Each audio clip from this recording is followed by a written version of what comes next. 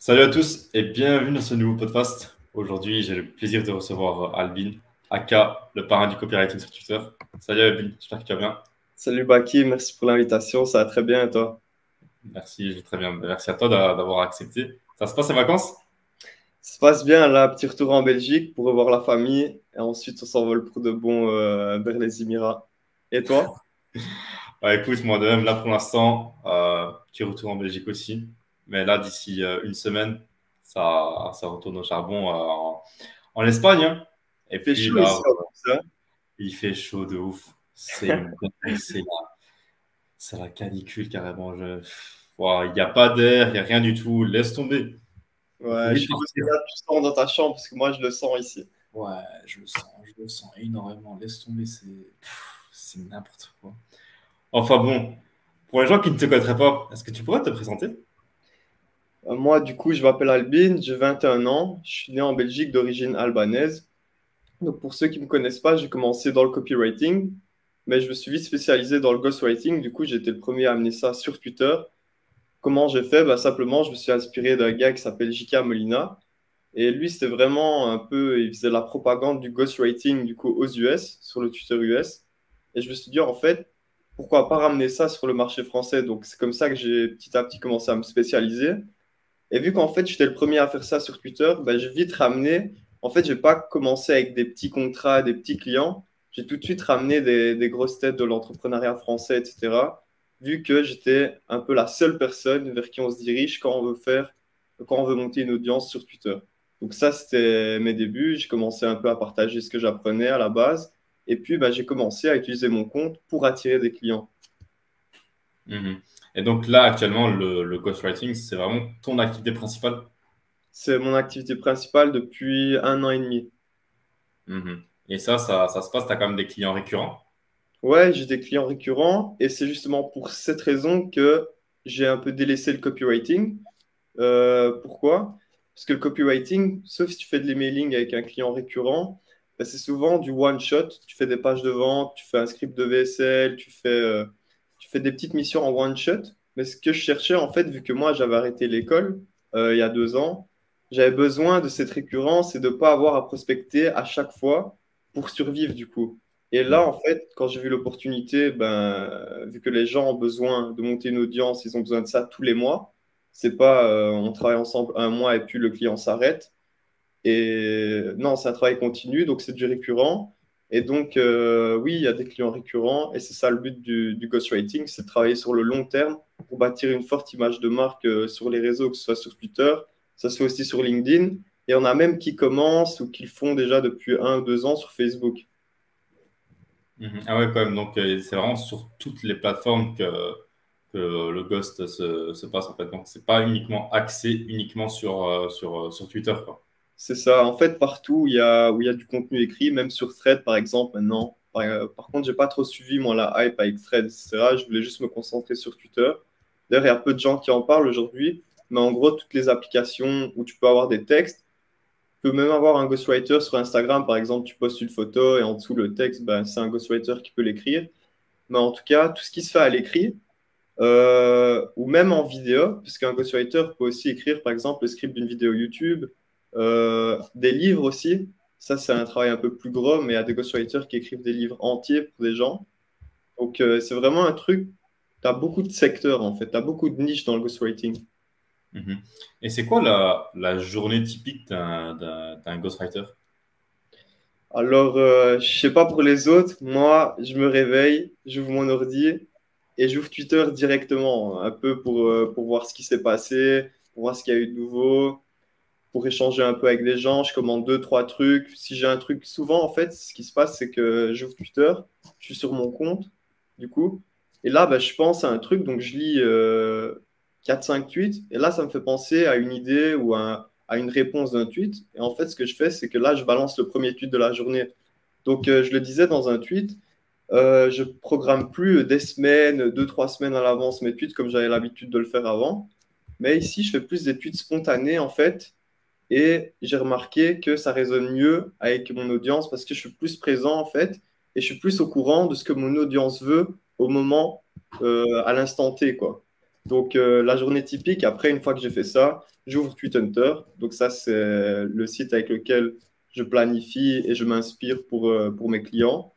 J'ouvre YouTube, donc, parce que la plupart de mes clients ont des chaînes YouTube pour m'inspirer de leurs idées, parce que le but d'un ghostwriter, c'est pas d'inventer des idées ou d'inventer des phrases. Le but, c'est vraiment de recopier, en fait, la personne. En fait, c'est d'écrire à sa place et que les gens ne voient pas la différence entre la personne du coup et toi qui écris ben, pour elle. Et c'est ce qui se passe là avec plusieurs de mes clients. Des fois, ça me fait un peu rire quand je lis les commentaires. Je me demande si c'est lui qui écrit ses posts. Des fois, je me demande même si c'est pas lui qui le fait. Euh, ou alors, il y a même un commentaire, tu vois, ça fait plaisir parce qu'un ghostwriter, c'est aussi un travail un peu ingrat parce que tu peux jamais te vanter des résultats de tes clients vu que, en fait, t'es ghost, tu vois. Le but, c'est que c'est le client qui soit mis en avant et pas le ghostwriter derrière. Donc aussi, le dernier commentaire que j'avais vu, c'est je l'avais vu dans ta vidéo YouTube, mais par écrit, ça passe tellement mieux, etc. Donc tu vois, c'est des petites victoires avec lesquelles on peut se vanter, mais on ne peut pas aller non plus trop loin, vu que le but, c'est de rester derrière la personne qu'on représente. Mhm. Et là, comment est-ce que tu mets en place des tweets pour un client, toi? Genre, comment est-ce que tu t'inspires de cette personnalité? Hmm. La première chose, en fait, que beaucoup de gens oublient des ghostwriters, des copywriters ou peu importe, des gens qui veulent monter une audience, pour moi, le mot le plus important là-dedans, c'est le contexte. En fait, le contexte, c'est quoi? C'est qui je suis, comment les gens me voient, comment j'ai envie que les gens me voient. Et par exemple, il faut que chaque phrase, ben, en fait, le client puisse la sortir. Parce qu'ici, je vois beaucoup de gens, je sais qu'il y a des ghostwriters derrière ces comptes, et il y a des phrases, la personne pour qui la personne écrit ne les sortirait jamais elle-même. Et du coup, ça fausse un peu l'image. Parce que, en fait, quand tu publies, ton tweet, il fait deux choses. Soit il te rapproche de l'image que tu veux te donner, soit il t'éloigne de cette image. Donc, à chaque fois que tu tweets, tu dois te demander ça. Et moi, c'est ce que je fais pour ce client. Donc, est-ce que ça le rapproche de l'image qu'il veut se donner, ou est-ce que ça l'en éloigne? Et à partir de ça, on arrive déjà à jauger. Mais à chaque fois, il y a une petite série de questions, tu vois. Est-ce que ça colle avec son image? Est-ce qu'il pourrait dire ça? Est-ce qu'il a déjà dit ça? Parce qu'on peut aussi juste reprendre des trucs qu'il a déjà dit et les développer un peu en suivant l'idée qu'il voulait transmettre derrière ça. Donc moi, en fait, le process que j'ai, c'est que je vais d'abord m'imprégner. Donc je vais faire un appel d'eux avec la personne. Ou alors, si elle a beaucoup de contenu sur les réseaux, c'est que pendant une semaine, je vais faire que lire ces contenus. Je vais les noter. Je vais voir quelle est l'idée derrière le contenu qu'il a voulu donner, développer, etc. Et en fait, chaque idée, après, bah, une idée, tu peux la développer, par exemple, en plusieurs, en 10 posts, par exemple. Ces 10 posts, tu pourras les réutiliser dans le temps quand ils seront un peu expirés, puisqu'un tweet, ça dure un jour, même pas. Tu vois, un thread, ça dure 2, 3 jours max. Ensuite, après 2, 3 mois, tu as des nouveaux followers. Les anciens, ils auront peut-être oublié ce que tu leur as enseigné. Parce que si, il faut savoir, les gens, ils n'ont pas forcément besoin d'apprendre des nouvelles choses. Ils ont besoin de réapprendre des choses qu'ils savent déjà. Donc, le fait de republier, ça, c'est bien pour leur rappeler des choses qu'ils auraient peut-être oubliées. Mhm. Et toi, tu es plus sur une stratégie augmenter l'audience ou bien une stratégie acquisition de prospects dans les DM Là, tu parles pour mes clients ou pour moi-même? pour tes clients? Pour mes clients, en fait, c'est pas moi qui choisis, donc ça va dépendre vraiment de l'objectif du client. Par exemple, j'ai un client auquel je pense, lui, il s'en fout de faire des ventes, donc lui, il veut juste de la visibilité.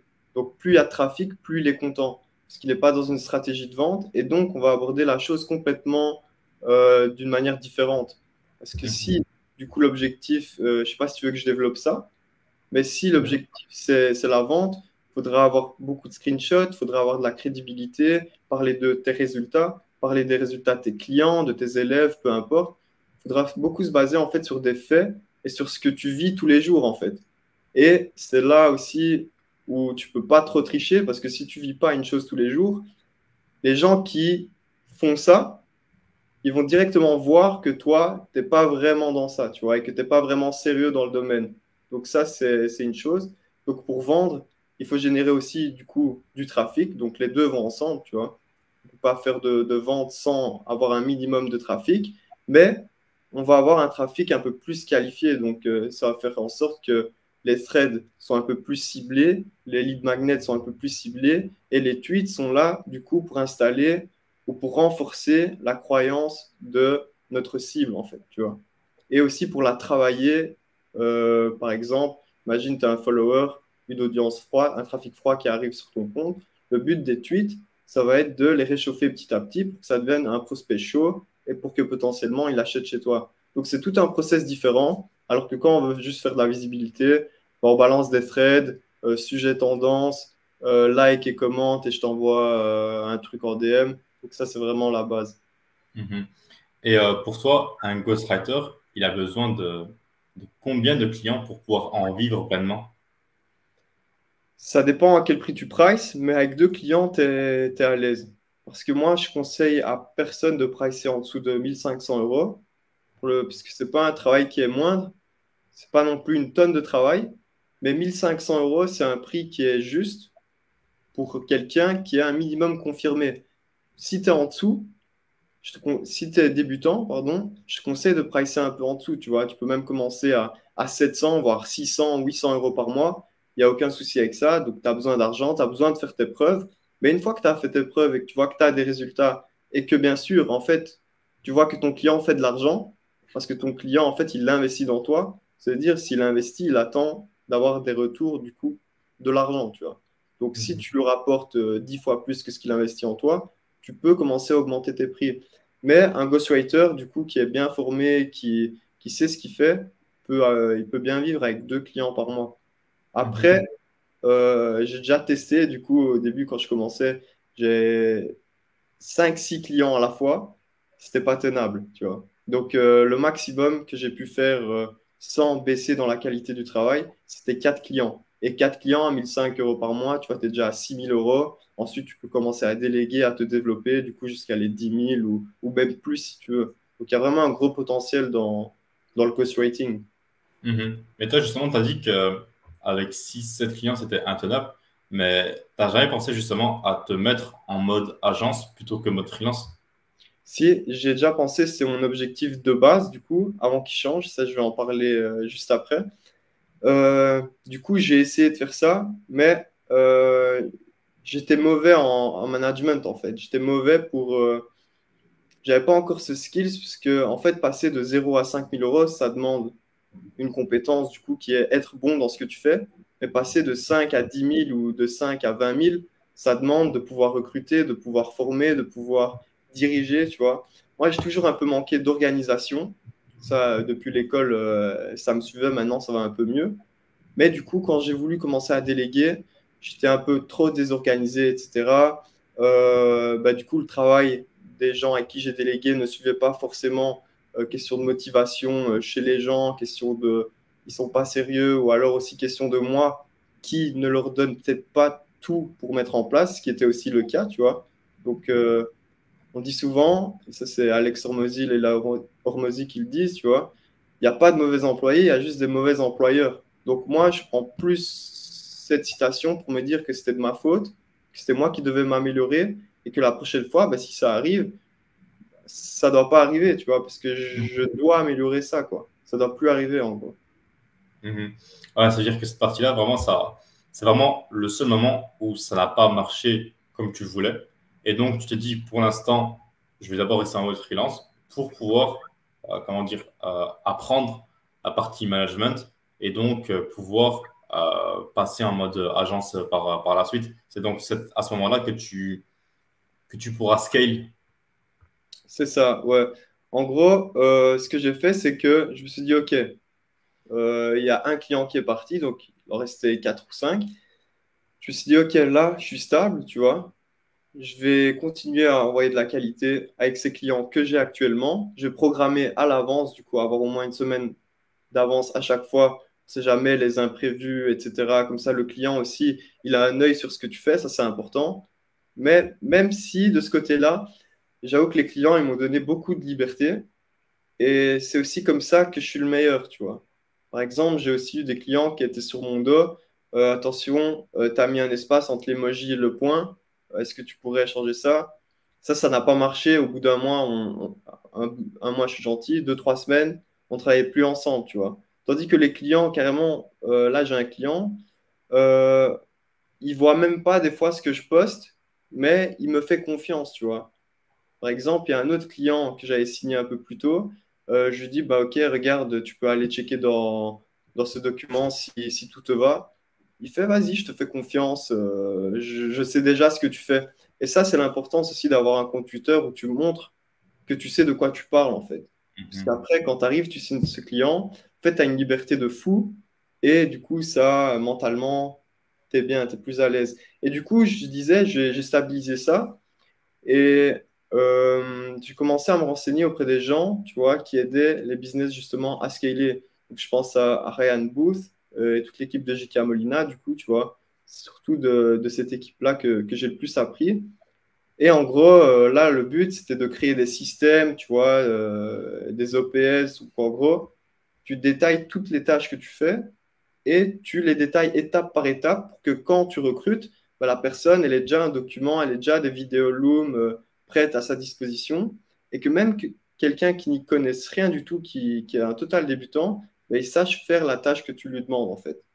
Donc là, ça c'est fait chez moi, tu vois. Mais je suis dans un autre objectif maintenant, c'est de apprendre le ghostwriting à ma communauté parce que je vois que c'est la demande qui se crée en fait. Mhm.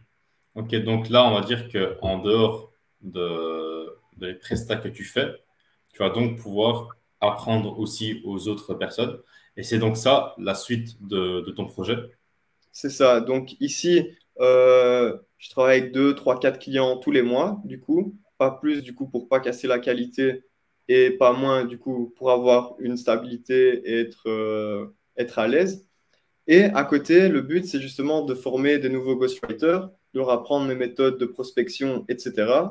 Et de leur apprendre la vraie compétence, en fait. Parce qu'ici, quand on est sur Twitter, ici, il y a une mode en ce moment, c'est que les gens d'e-com critiquent les ghostwriters, tu vois. Et je peux pas être à 100% contre ces gens qui critiquent, parce que quand tu regardes la qualité de ce qui se fait sur le marché du ghostwriting en français, c'est Mhm. pas fort. Et c'est pas fort du tout, tu vois. Donc, il y a du potentiel, il y a une grosse marge de progression là-dedans. Et c'est là aussi que je vais apporter une solution à ça, justement, pour que, ben, je vais pas dire que je me bats pour que les ghostwriters soient mieux vus. En soi, je m'en fous. Mais si je peux apporter mon expérience et ma compétence à quelqu'un, ben, je vais le faire. Et du coup, c'est la suite du projet. Mhm. Ouais, parce que là, on va dire que sur Twitter, il y a beaucoup de personnes qui se proclament ghostwriter alors qu'elles ne dépassent même pas les 100 abonnés, tu vois. Et donc, aller prospecter des entrepreneurs alors qu'eux-mêmes n'arrivent pas à augmenter leur propre audience, bah, c'est pas logique. C'est Ça, vraiment pas logique. c'est un peu le fléau, tu vois. Tu vends 10 000 abonnés à tes clients alors que toi-même, tu n'as même pas 300 ou même 100 abonnés, comme tu dis, tu vois. Après ça, ça peut se pallier par une chose. Parce que vu que tu montes ton compte, les gens vont aller d'abord regarder la qualité de tes tweets. Et je connais des gens, ils n'ont pas beaucoup d'abonnés, mais la qualité de leurs tweets, tu vois que c'est travaillé, tu vois que c'est un peu plus développé, tu vois qu'il n'a pas été sur TweetHunter et qu'il n'a pas copié un tweet et qu'il a traduit, tu vois, même si ça se fait beaucoup et des fois, il n'y a pas de mal à faire ça, tu vois, si le message est bon. Mais quand tu balances trop de trucs généralistes et qu'en fait, les gens ne voient pas ta personnalité et les gens n'apprennent rien de toi, c'est là qu'il y a un problème et forcément, tu n'es pas crédible si tu veux vendre du ghostwriting ou ce que tu veux, tu vois, même pas que du ghostwriting. Si tu veux vendre du coaching, si tu veux vendre un autre service, mais que tu montres pas via ce service que tu es bon, tu vois, forcément, tu vends du ghostwriting Twitter, la première chose et ta meilleure preuve sociale, ce sera ton compte Twitter. Si tu Mhm. vends du cold email, ben, ta meilleure preuve sociale, ce sera, regarde, ben, tu es dans l'appel avec moi, tu es dans l'appel grâce à un cold email, donc ça veut dire que je sais ce que je fais, tu vois. Donc, en fait, la meilleure chose pour prouver ce que tu fais, c'est de revenir à la compétence que tu veux vendre, en fait. Mhm. Et c'est quoi pour toi ton ambition pour les 6 prochains mois, voire la prochaine année? L'ambition pour les 6 prochains mois, déjà, est-ce qu'on parle niveau chiffre ou niveau projet, etc. Niveau chiffres et niveau perso. Niveau chiffre, ce serait stabilisé au-dessus des 15K par mois, 10-15K par mois. Donc, via la formation, via des clients high ticket, du coup, vu que je travaille plus avec des clients à 1000, 1500 euros. de former et de faire une formation qualitative. Donc, en fait, la formation, et c'est pour ça que les gens pourraient dire que je tarde un peu à la sortir, mais c'est parce que j'ai pas envie de sortir juste pour monétiser, tu vois. J'ai Mhm. envie de sortir cette formation et quand quelqu'un la regarde, ils se disent, bah là, j'ai vraiment appris, là, je suis vraiment prêt à faire cette compétence et je manque de rien, en fait, puisqu'il y a aussi ce problème dans la vente de formation et j'ai été un peu victime, en quelque sorte, tu vois. C'est que, par exemple, tu achètes une formation et on te lâche que 50% des informations et tu dois acheter la formation suivante. Par exemple, on t'apprend le copywriting, mais après, tu dois acheter une formation pour trouver des clients, tu vois. Mhm. Mais quand tu achètes une formation pour trouver des clients, après, ils te créent encore un autre problème, tu vois. Ou alors, ils te mettent pas tout et du coup, tu dois acheter des formations comme ça infiniment et t'as pas tout en un, en fait, tu vois. Alors que c'est un peu un manque de respect, puisque la personne, peut-être qu'elle met ses derniers euros dans ta formation, elle croit tout savoir et tout apprendre, du coup, Ouais. alors que elle apprend juste la moitié de ce qu'elle doit savoir pour Ouais. être capable d'aller vendre ses services. Et donc, moi, je veux pas du tout faire ça. Moi, ce que je veux faire, c'est du tout en un. Donc, je t'apprends une compétence, je t'apprends comment être organisé, je t'apprends comment délivrer les clients, je t'apprends comment trouver ces clients, du coup, mes méthodes de prospection que j'utilise moi-même, tu vois, encore une fois. Dans cette formation, j'ai parlé que de ce que je fais tous les jours. Je vais pas appeler un gars qui fait ça, qui connaît un peu ce domaine. Non, je vais faire moi ce que je fais et ce qui me génère à moi des résultats, tu vois. Donc, c'est des faits réels. C'est pas du oui, si tu fais ça, tu pourrais peut-être. Non, si tu fais ça, tu vas faire ça parce que ça s'est passé avec moi aussi, tu vois. Donc, moi, je veux vraiment réunir tout ça pour que la personne, elle ait un pack complet et qu'elle puisse après vendre ses services, du coup, sans avoir le syndrome de l'imposteur, sans me dire, ah, mais ça, je sais pas faire, tu vois. Donc, dans ma formation, je mets un peu de temps à la sortir, mais je veux qu'elle soit 100% complète et qu'elle ait un taux de satisfaction ultra élevé. Tu vois, c'est mon but de faire du bon travail. Mon but, c'est pas juste de balancer une formation et de la vendre, sinon, j'aurais pas attendu les 20 000 followers pour la faire, tu vois. Mhm. Ok, ok, ouais, je vois. Bon, en tout cas, Albin, merci à toi pour aujourd'hui. Où est-ce qu'on pourrait te Merci trouver à sur le réseau? toi. Allez, salut, merci. Où est-ce qu'on pourrait où est-ce qu'on pourrait te retrouver sur les réseaux? J'ai pas entendu, j'ai parlé en même temps. Du coup, Albin BJRMI sur Twitter, sur Instagram aussi. Mais Instagram, j'ai arrêté. Mais si vous voulez voir mes anciennes vidéos, vous pouvez. Mais sur Twitter, Albin Bajrami.